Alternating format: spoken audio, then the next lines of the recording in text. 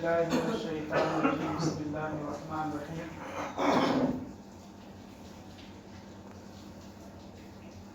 واتل عليهم نبأ ابني آدم بالحق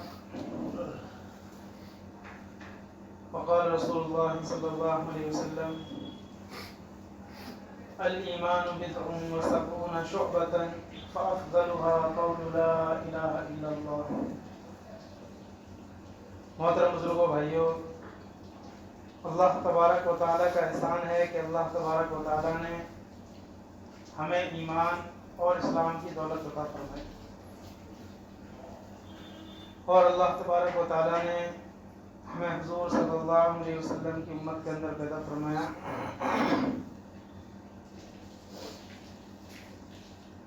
رمضان سے پہلے حضرت آدم علیہ السلام کے حالات، واقعات مکمل طور پر تفصیل سے آ چکے تھے۔ چھٹے پارے کے اندر اللہ تعالیٰ نے اپنے نبی کو اس بات کا حکم دیا ہے کہ تم آدم کے دونوں بیٹوں کا ذکر کرو، یعنی حضرت آدم علیہ السلام کے دو بیٹے تھے، ان کا واقعہ عجیب واقعہ ہے۔ اس واقعے کو لوگوں کو بتانے کے بارے میں اللہ نے نبی کو اس بات کا حکم دیا کہ اے نبی، آپ لوگوں کو حضرت آدم علیہ السلام کے دونوں بیٹوں کی خبر اور ان کا جو واقعہ ہے اس واقعے کو بتائیے۔ تو اس لیے مناسب معلوم ہوتا ہے کہ ہمیں بھی وہ واقعہ ان کے بیٹوں کا معلوم ہونا چاہیے۔ وہ کیا واقعہ ہے؟ اذ قربا قربانا فتقبل من احدهما ولم يتقبل من الاخر،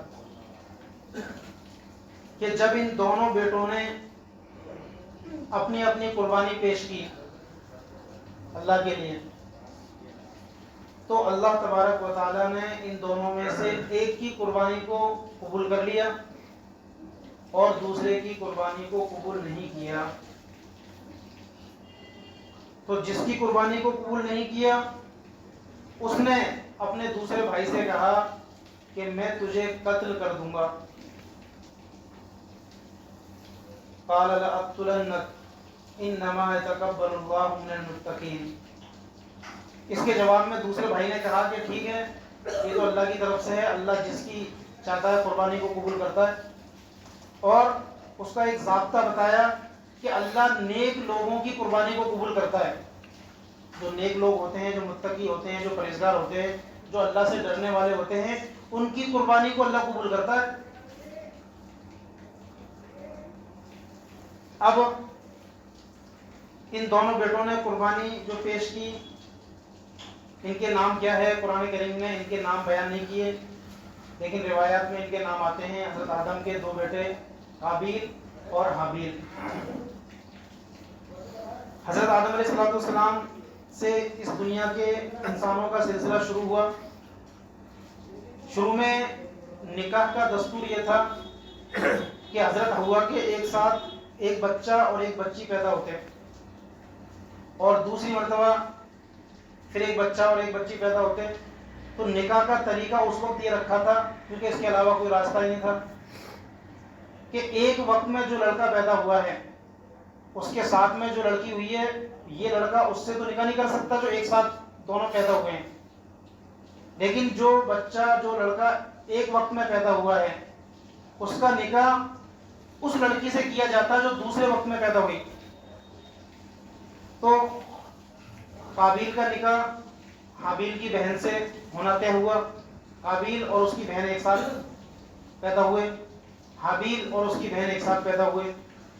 تو شریعت کے حساب سے، اللہ کے قاعدے اور قانون کے حساب سے یہ طے ہوا کہ قابیل کی بہن سے حابیل کا نکاح ہوگا اور حابیل کی بہن سے قابیل کا نکاح ہوگا۔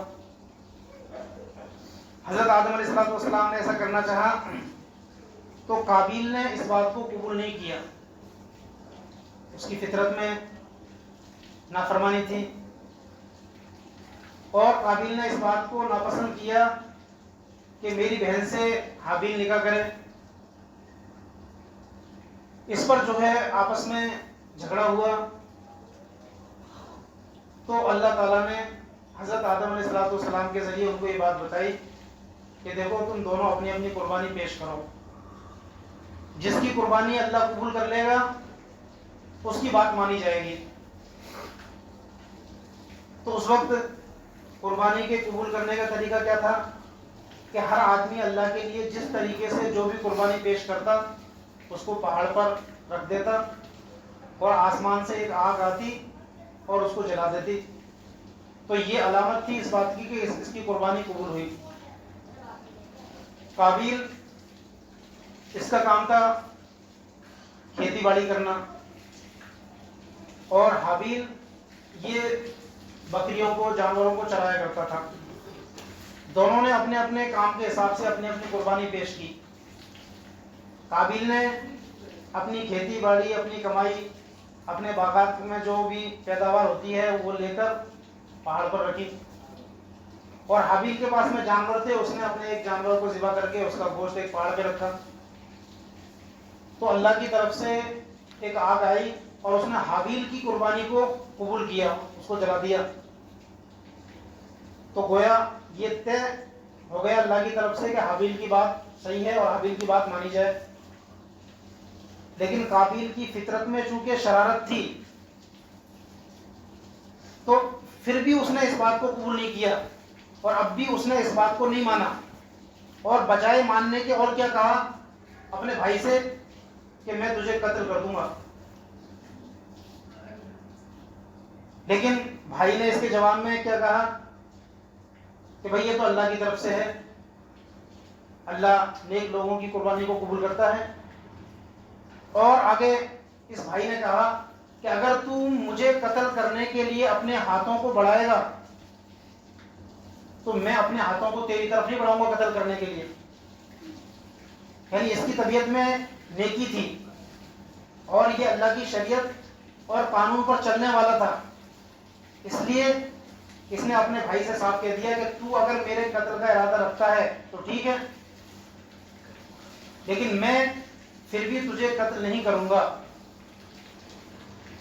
میں تجھ سے کسی طرح کا کوئی انتقام نہیں لوں گا، بلکہ تیرے معاملے کو اللہ کے حوالے کروں گا۔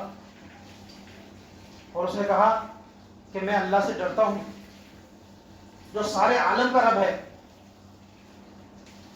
مجھے میرے رب پر یقین اور اعتماد ہے اور مجھے اس کا خوف ہے۔ اگر تو مجھ پر کسی بھی طرح کا ظلم و ستم کرے گا اور مجھے ستائے گا تو مجھے یقین ہے میرے رب پر کہ وہ تجھ سے بدلہ لے گا، میں تجھ سے کچھ نہیں کہوں گا۔ چنانچہ قابیل اس کی تلاش میں، اس موقع کی تلاش میں رہا کہ جب اس کو موقع مل جائے وہ اپنے بھائی کو قتل کر دے۔ چنانچہ اس کے نفس نے بھی اس بات پر اس کو آمادہ کیا۔ قرآن نے اس بات کو اس طریقے سے بیان فرمایا فَطَوَّعَتْ لَهُ نَفْسُهُ قَتْلَ أَخِيهِ فَقَتَلَهُ فَأَصْبَحَ مِنَ الْخَاسِرِينَ۔ قابیل کے نفس نے اس کو اس بات پر آمادہ کیا، چونکہ اس کے نفس میں شرارت تھی، اس کی طبیعت میں شرارت تھی، اس لیے اس کے نفس نے اس کو اس بات پر تیار کیا، اس بات پر اس کو آمادہ کیا کہ وہ اپنے بھائی کو قتل کرے، اور اس نے ایسا کیا، اپنے بھائی کو اس نے قتل کر دیا۔ دنیا کا یہ سب سے پہلا قتل ہے جو قابیل نے اپنے بھائی حابیل کا کیا، اور قتل کا سلسلہ یہاں سے شروع ہوا، اور قیامت تک دنیا میں جتنے قتل، خون ریزی، ایک دوسرے کا خون بہانا ہوتا رہے گا، سب کا وبال اس قابیل کو بھی ملتا رہے گا، اس لیے کہ اس نے اس کام کی شروعات کی۔ اس لیے آدمی کو اس بات سے ڈرنا چاہیے کہ میری طرف سے کوئی ایسا کام نہ ہو جائے کہ قوم کا نقصان ہو، لوگوں کا نقصان ہو، یا دوسرے کسی چیز کا نقصان ہو۔ حضور پاک صلی اللہ علیہ وسلم کے دنیا میں آنے سے پہلے کچھ ہی سال پہلے ایران کا ایک بادشاہ تھا نوشیروان عادل۔ ایران کے بہت بڑے بڑے بادشاہ گزرے، لیکن نوشیروان عادل ایک بادشاہ ہے، یہ بڑا مشہور ہوا اپنے عمل کی وجہ سے، اپنے کردار کی وجہ سے۔ اس کے اعمال اپنی رعایا کے حق میں بالکل نرم تھے. بہت سارے واقعات اس کے موجود ہیں. ایک مرتبہ یہ شکار کرنے کے لیے گیا, اس کا وزیر اس کے ساتھ میں تھا, شکار کیا اور وہاں جو کھانا بنایا تو نمک کی ضرورت تھی, نمک نہیں تھا. تو اس نے اپنے وزیر کو پاس میں گاؤں میں بھیجا کہ فلاں گاؤں میں سے جا کر نمک لے آؤ, اور وزیر سے کہا کہ پیسوں میں لانا, نمک کوئی میرا نام سن کر یا تمہیں دیکھ کر, ہو سکتا ہے گاؤں والے ویسے ہی دے دے معمولی سی چیزیں, لیکن تمہیں قیمتاً لے کے آنا ہے, خرید کر لے کے آنا ہے, ایسا نہیں کہ ویسے ہی آپ لے کے آ جاؤ. تو وزیر نے کہا کہ بادشاہ سلامت, اس میں کیا حرج کی بات ہے, آپ کی رعایا اگر آپ کو تھوڑا سا نمک دے دے گی تو ان کا اس میں کون سا نقصان ہو جائے گا. تو کہا کہ ان کا نقصان نہیں ہوگا, لیکن اس سے ایک بری رسم جاری ہو جائے گی اور ایک برا طریقہ جاری ہو جائے گا کہ لوگ پھر اپنے بادشاہ اور اپنے حاکم کو جو ہے کوئی سامان قیمتاً نہیں دیں گے, وہ پھر ویسے ہی دے دیا کریں گے. تو میں نہیں چاہتا کہ میری وجہ سے کوئی ایسا طریقہ اور کوئی ایسی رسم جاری ہو کہ جو میں اس دنیا سے چلا جاؤں اور وہ رسم جاری رہے اور اس کا وبال مجھے ہوتا رہے. تو یہ تھے ہمارے نیک جو بادشاہ تھے, حاکم تھے, ان کی ایسی سوچ تھی. لیکن آج ہم دیکھیں کہ یہ سوچ بالکل ختم ہو چکی ہے, اور اسی کا انجام ہے کہ جو ہم بھگت رہے ہیں. بنی اسرائیل جب تک اپنے دین اور شریعت پر قائم رہے پوری دنیا میں چھائے ہوئے تھے, اور پوری دنیا میں بنی اسرائیل کا نام تھا. لیکن جیسے ہی وہ اپنے دین اپنی شریعت سے ہٹے, انہوں نے اپنے دین اور اللہ کے قاعدے اور قانون کو چھوڑا, تو اللہ تعالیٰ نے پوری دنیا کے اندر ان کو ذلیل کر دیا اور ان سے ایسی ایسی حرکتیں کروائی, ایسے ایسے کارنامے انہوں نے کیے کہ جس کو دیکھ کر اور سن کر ہر آدمی ان پر لعنت بھیجتا ہے. اور خود قرآن نے ان پر لعنت بھیجی ہے کہ ان پر ہمیشہ کے لیے ذلت اور مسکنت ڈال دی گئی. ضربت علیہم الذلۃ والمسکنہ. چونکہ بنی اسرائیل اپنے دین سے ہٹ چکے, اللہ کے قاعدے قانون اور شریعت سے ہٹ چکے, تو اللہ نے ان پر جو ہے ذلت اور مسکنت ڈال دی. اور آج بھی ہم دیکھ رہے ہیں کہ اس بنی اسرائیل یہود و نصارہ خاص طور پر یہودی کس طرح کی حرکتیں کر رہے ہیں اور کیسے کارنامے انجام دے رہے ہیں کہ کوئی انسان سوچ بھی نہیں سکتا. کتنے بچوں کا خون بہانا, کتنے گھروں کو برباد کرنا, کیسی حرکت ہے, ایک انسان ایسی حرکت کر سکتا ہے, کوئی سوچ بھی نہیں سکتا. یہی حال آج مسلمانوں کا ہے کہ جب تک مسلمان اپنے دین اور شریعت پر قائم تھے تو مسلمانوں کا بھی پوری دنیا میں نام تھا اور لوگ ان کی عزت کرتے تھے. لیکن جیسے ہی مسلمان بھی اپنے دین اور شریعت سے دور ہوئے, اللہ کے قاعدے اور قانون سے اپنے آپ کو دور کیا, تو آج پوری دنیا کے اندر مسلمانوں کا بھی جو حال ہے وہ ہمارے سامنے ہے. ہر آدمی مسلمان کو نفرت کی نگاہ سے دیکھتا ہے اور ہر ظالم و جابر بادشاہ ان پر ظلم و ستم کرنے کی کوشش کرتا ہے.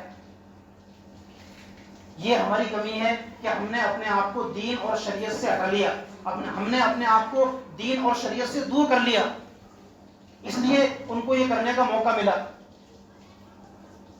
آج حکومت کی وقف کی زمینوں پر, مسجد مدرسوں پر, قبرستان پر جو ہماری زمینیں ہیں ان پر جو نگاہ ہے, ہم اگر غور کریں